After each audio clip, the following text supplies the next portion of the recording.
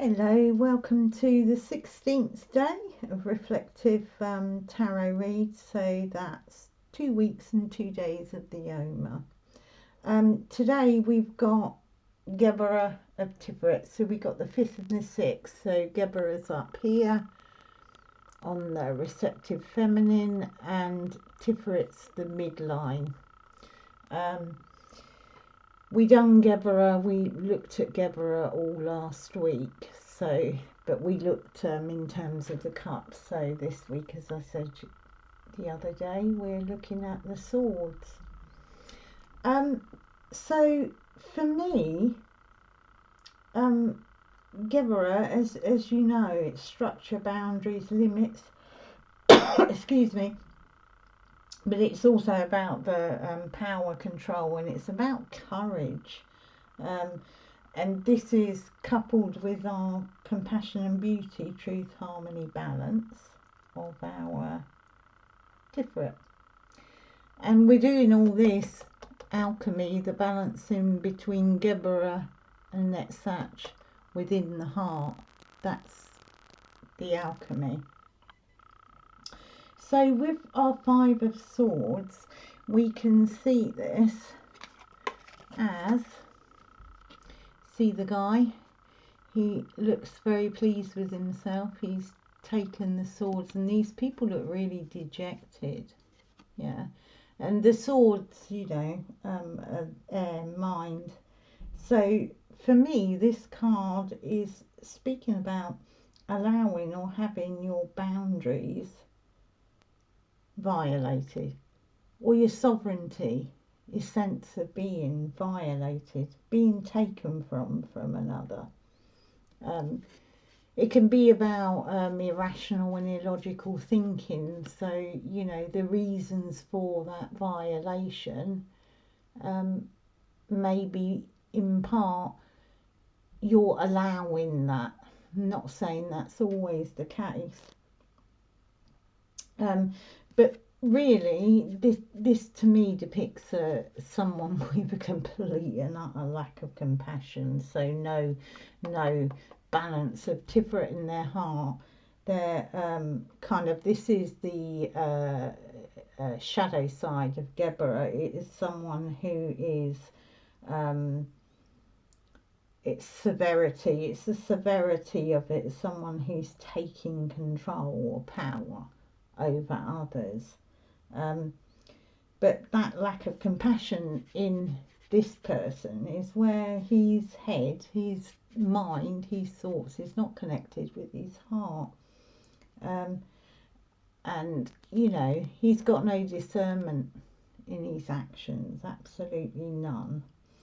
But it's a card for me that is about mental conflict and loss. Now that can be between people, or this can be kind of your thought life.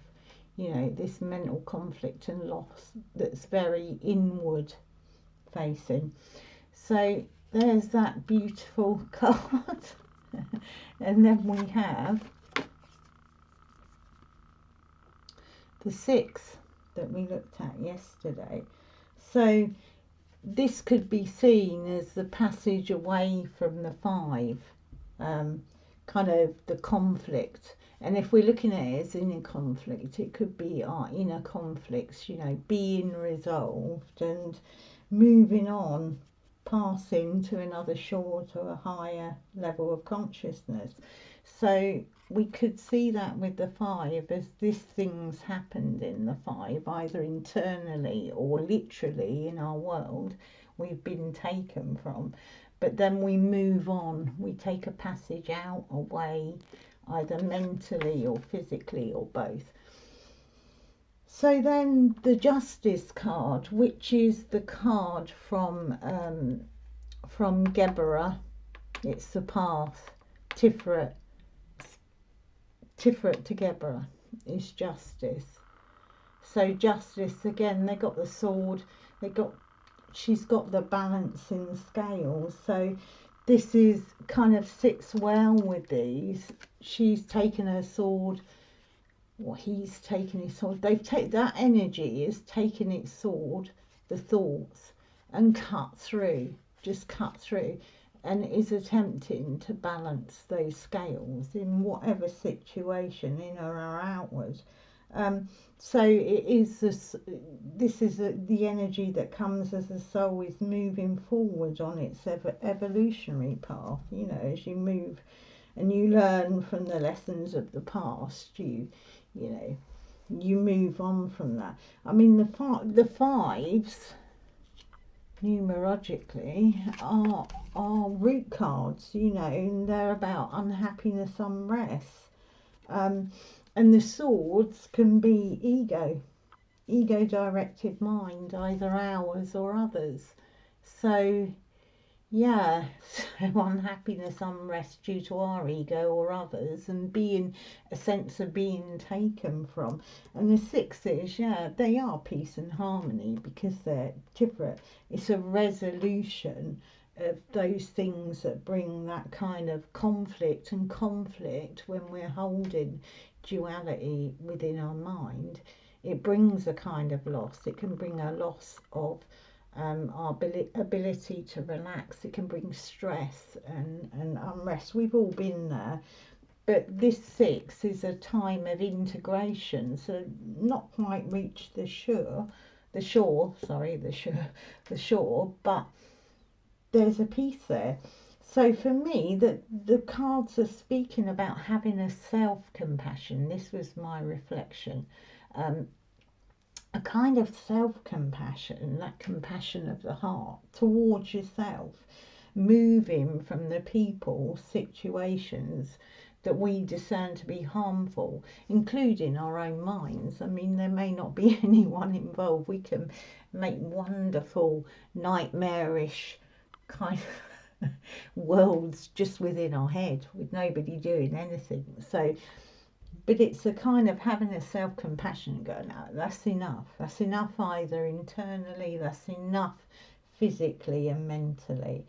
So when we are using our discernment, our Gevurah, correctly in a balanced way, we can discern and make the judgment that it's time to move on.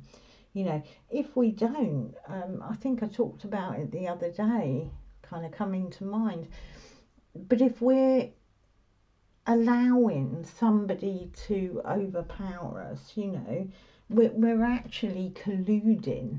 We're colluding with that when we're not speaking up, when we're, you know, we're kind of enabling them that way to do that with someone who's persistently taking from us or violating our sovereignty and sense of being, our boundaries, because they're not being compassionate or loving. You know, so the other day I think I talked about remaining with or excusing that kind of destructive behaviour out of love, you know, being enabling. We have to face up to that. The same as those who are doing that have to face up at some point to the consequences, whether they face up to they've exerted their Gevurah, they've exerted their power and control, and you know, in a uncompassionate way, and violated boundaries and robbed it. Whether they get to that is another thing, but there will be the kind of consequences. They'll lose good people, etc. So there's that kind of, and in that sense there's a justice there. Might not be immediately apparent, but there is. So yeah, sometimes we have to do the painful thing, especially when it's a physical thing. You know, you're in a relationship and someone is narcissistic, abusive, or has an addiction that is really destructive. You know, sometimes this is painful. The woman and the child are hunched up. It always reminds me of domestic violence, this card.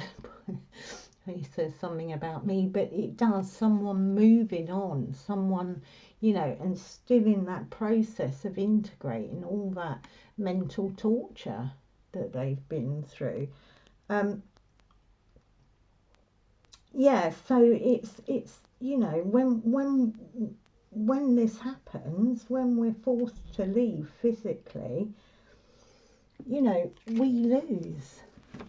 We can lose our home, our jobs, our friendships, our way of life. We're also faced with you know, this person is out on open water in the depths of water. So there's, you know, when we speak our truth, we're left in a vulnerable place. We're left with our authentic feelings, you know, by speaking our truth from our heart. We can be left in a really vulnerable position. You know, in the extreme, I've seen it where people have spoken up about abuse, you know, say childhood abuse. And, you know, not only are they exposing their vulnerability in that situation, but and making themselves vulnerable, they can be rejected by whole families. It happens. They can be accused of lying. So the very pain where they've been taken from and they're in mental pain, they can end up being given an additional sword of pain by that. But even in less acute circumstances, you know, this speaking our truth causes us a vulnerability because we're actually showing ourselves. So this is why the truth, you know, and keeping our boundaries can be such a hard thing, because it can initially lead to what looks like loss. But the bottom line is, however difficult those decisions are, even if they're not huge decisions, to be authentic to yourself, speak your truth, there can appear that there's absolutely no justice. You know, at first it can feel like we've gone from the 5 and we got 6 swords now. We've not only got the pain of all the loss of moving or speaking out, we've now got, you know, issues like how do we get our children fed, or how do we find a new job, a new home. And yeah, like I say, on a lesser side, it can still seem like it's unjust, you know. I mean, they got that saying, don't shoot the messenger. There's a reason for that, because when somebody is a messenger of truth, when someone is authentic, they can often get shot down, because it faces people with this, you know, who are after power and control. It faces them with themselves, the truth of who they are. You know, they get faced with a sense of exposure at the fact that they've been controlling, abusive, or, you know. So but it doesn't just need to be about abuse. It can be, you know, in workplaces, when we're not being authentic, when we're not speaking up, when we're seeing bad practice. It happens in social care, you know, there's bad practice and people collude because they're too afraid to speak out about what happens. But there's a reason to speak and be authentic, because the compassion and the beauty arises after that. You know, when you speak your truth, however difficult it is at first, however vulnerable and exposed you feel, you get the beauty of being authentic, and it's priceless. Authenticity is priceless. And you receive healing. However difficult, you receive healing. There's balance. There's that balance of justice that returns to you. And utilising a healthy Gevurah, you know, you end up with power and strength. And you realise courage that you didn't realise you had. All positive things of Gevurah, you know. So sometimes the open-heartedness of that Tiferet of love is to speak your truth. So that was my reflection on that. I pulled one of these beautiful white light oracles, and I got the alabaster tablet of Layla. I mean, look at that. Sorry, I'll wax lyrical over these cards. I just think they're so beautiful. They speak so much. This is my favourite one, oracle deck. So I'll give you a read of what it says, because I think it goes beautiful with Gevurah, the 5th and 6th Sephirot Gevurah of Tiferet. It says you are remembering at a soul level. You're tapping into greater awareness and understanding of your highest life purpose, and that should become even clearer to you. This may evoke unsettling change, 6. But that change is necessary for a new way to manifest that authenticity. You are protected and guided at all times, especially when you feel uncertain about your course. You are truly loved. So I think that is a beautiful encouragement for anyone who's in a position they need to speak up in any shape or form, big or small, but they're feeling vulnerable, and there's a worry about that speaking up. So Layla, she's an angelic, a feminine, obviously, angelic energy from the Talmud scriptures. And she's known to watch over transitions. The alabaster they're talking about is an ancient Egyptian guardian stone that leads souls towards light during times of transition. So I think she's known to, in the Talmud, she teaches wisdom to all souls before they're born. And then just before the baby's born, she strikes the upper lip and causes that little cleft. And it says that it's to cause them to forget their previous life. So then their life is a journey of reconnection and rediscovery. Her name means night, and she helps during dark nights of the soul, points to the wisdom within to navigate.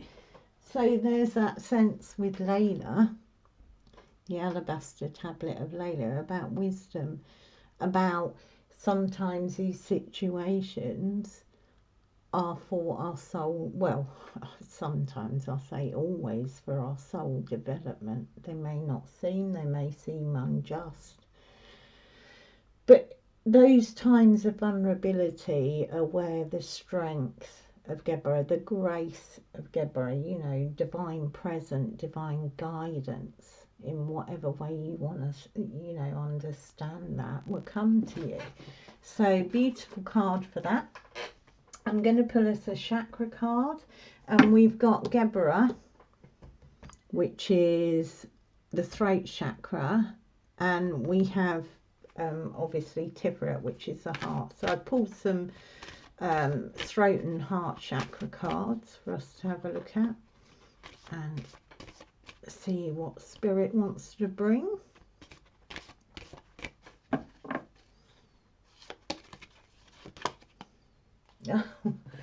Yeah, it's another card that keeps coming up. Communication. This is your throat chakra. So yeah, everything I was saying about the truth. Speak your truth. Be authentic. However difficult, know that speaking that truth and being your authentic self is soul evolution. You'll get the strength. You'll get the empowerment. You'll continue to grow. If you stay within, lies, difficulties, and not speaking your truth, eventually that will percolate in you and come out as rage or anger, or it'll come out and give you more problems, really. So yeah, communicate your truth. Communicate your authentic self generally, So there's our cards, and I'll give us a read, a little old read. Yeah, very difficult one, that, but we've got to, you know, we've got to do our alchemy. What are we afraid of? You know, I know when it's a huge thing, it's, you don't even need to ask what you're afraid of, but when it's smaller things, you know, little things, you know, someone's being bad-mouthed or bullied at work, and people stand around sometimes and allow that. They're afraid of the bully. You know, why?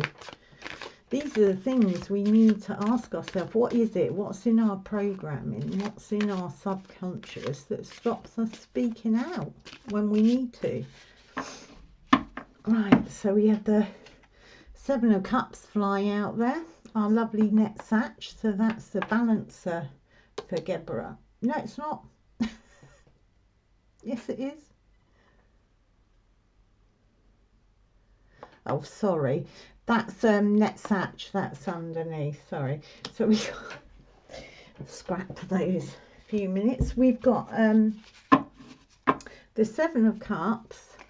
We have Knight of Wands, and we have the Fool.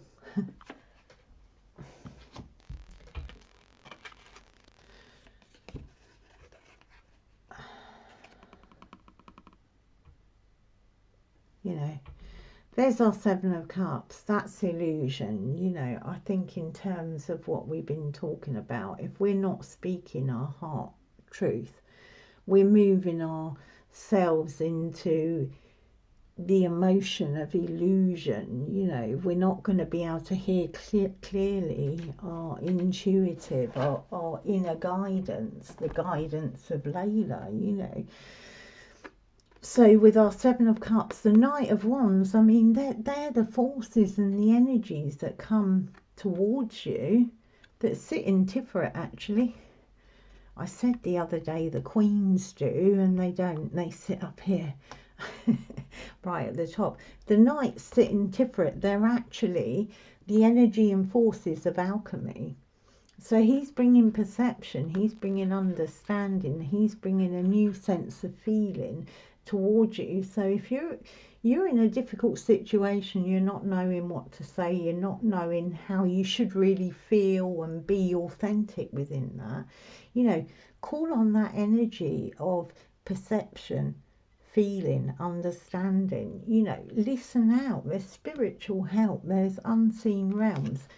And here's your promise, the Fool. It's new beginnings, new start, is 0 point. That is source. That's the cosmic egg of all potential. That is, you know, yeah, it might feel like stepping off a cliff. It might feel like that to speak up, to say your piece, you know. But it is the beginning, and you have got, you know, Layla, transition. You've got spirit which guides you through all transitions, but spirit works within authentic truth. You know, you will hear clearest when you're being authentic. Yeah, so speak your truth. Don't stay in illusion. You know, call on the energies of understanding, perception, intuition, feeling. You know, feel where you're at, and know that there'll be new beginnings. If you're leaving this, if you're going on that journey, balance always comes. Maybe not as you think it will, but it'll come. Beautiful. So there we are. There's my reflections, our reads. Communicate your authentic self. Okay, lots of love. Bye-bye.